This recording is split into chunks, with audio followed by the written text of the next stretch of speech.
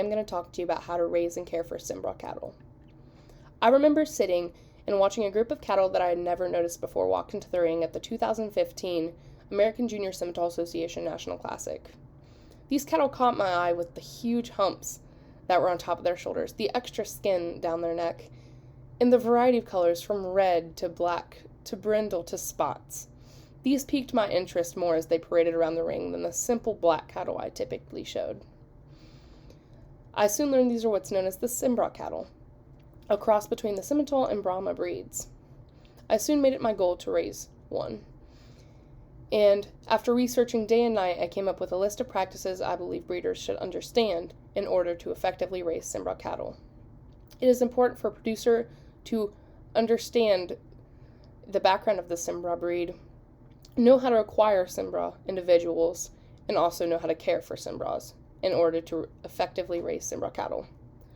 First, it is vital a producer understands the background of the breed they wish to raise, in this case, Simbrahs. Understanding the Simbrah breed allows a breeder to know what the breed was produced for. According to Oklahoma State University, in the 1960s, breeders worked together and experimented by crossing the Simmental and Brahma breeds to evolve the Simbrah into what it is today. Brahmas are known for being hardy, heat and parasite resistant, and having a ton of longevity, meaning that they can last in the herd longer than many other breeds. The Simmental breed is known for being early sexual reproductive, having good milk abilities, being extremely fertile, and also growing very fast with good carcass qualities. Therefore, combining these breeds would produce the best of both. The Simbrah cattle are very recognizable. As you see in Figure 1, TKFCC Rosie is brown tinted with a black head and black around her eyes. Figure 2, the Dr. Beauty Daughter, also has black around her eyes. This is known as pigmentation. Pigmentation, along with a red hair coat, allows for good heat resistance, known in the Brahma breed. These tend to do better in warmer climates. Simbrah cattle are also recognizable for having more fat up front in their chest, just like Figure 2 does. She has a lot of extra skin in her neck, and Figure 3 has a hump on top of his neck. These are very notable characteristics in the Brahma breed, and it shows in the offspring in the Simbrah breed. Simbrah cattle are also moderate to large frame breed according to the American Simmental Association, meaning that cows will typically range at a mature weight from 1,100 to 1,500 pounds, and bulls will typically range from 1,800 to 2,500 pounds. Next, it is vital for a producer to know how to acquire these individuals. There are two main ways a producer can acquire a Simbrah individual. That is through private treaty or consignment auctions. Say I was a producer you wanted to buy cattle from. In a private treaty setting, you would come to my farm, look at the cattle, and afterwards we would negotiate a price for one. In an auction setting, you and other producers would come to my farm, look through my cattle, and at the end of the day, you would all bid in an auction, and the best price, or the highest price, would buy the cattle. Carlos Guerra from La Munica Cattle Company states that they have several ways you can buy cattle from them, especially Simbrahs. They have an annual LMC Junior Roundup Futurity Sale, which is a consignment sale, along with a few online bull consignment sales, and they have their phone number provided on their website for purchasing cattle at any time. Another way to acquire Simbrah genetics is also through breeding your own. I chose to do this. I chose to start with a purebred Simmental and a purebred Brahma and breed until I had a purebred Simbrah. The chart below at Figure 4 shows the breedings that the American Simmental Association provides to get a purebred Simbrah. I ended up breeding after my purebred Simmental and purebred Brahma.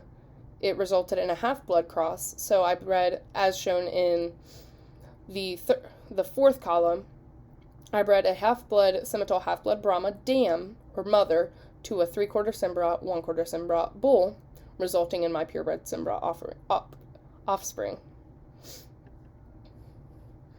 Next, it is important to know how to care for Simbrah cattle if you're going to efficiently raise them.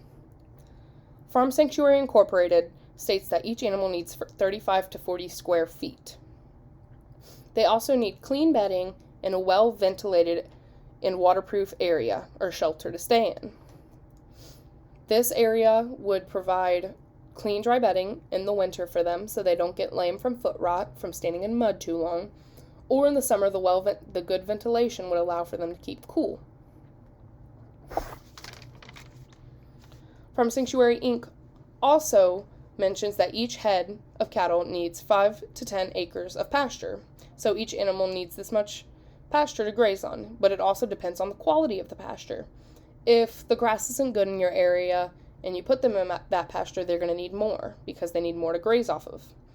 Nutritionally wise, cattle need a basic requirement of minerals, vitamins, lipids, protein, hay, and water.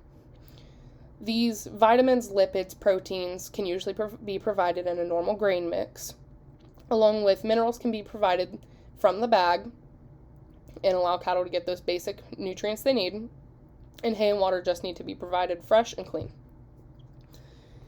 Another thing in order to care for Simbrah cattle effectively would be to follow health practices. In our area, we vaccinate in the spring for blackleg, pink eye, and other illnesses. And before cow calves, we give prenatal shots. These prenatals cover any congenital defect or illness that the mother can give to the offspring while they are in the womb, like bovine viral diarrhea. Beef quality assurance also states that it is important for each animal to be identified. So some identification methods are shown. Figure 5 shows a cow that's been freeze branded. Freeze branding, unlike hot branding, allows the hair to grow back, but it's just dyed a different color. As it's shown in Figure 5, it is white. Figure 6 shows EID tags, or electronic identification tags. These tags are actually, by law, need to be in each animal to be shipped state to state. These tags are also a non-permanent method, since they can fall out or be torn out by the cow. Figure 7 shows cattle that have been heat branded on their left hip.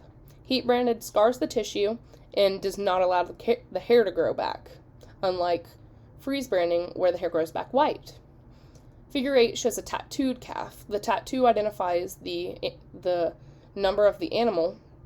However, it's hard to see this number when you're not really up close to the animal, so it is important usually to have another identification method. In conclusion, it is vital for a breeder to understand the background of the Simbrah breed, how to acquire Simbrah cattle, and care for Simbrah cattle in order to efficiently raise them. These techniques are all extremely valuable for potential Simbrah breeders. Although these management practices are pretty mandatory over any breed, it is vital for a producer to follow these with the Simbrah herd. In November of 2019, I raised my first purebred Simbrah heifer, and I ended up showing her this summer at the 2020 American Junior Simmental Association National Classic. She was reserve grand champion bred and Simbrah heifer, and 6th overall owned Simbrah heifer. My dream in raising a Simbrah animal to show came true, along with success in the show ring. Thank you.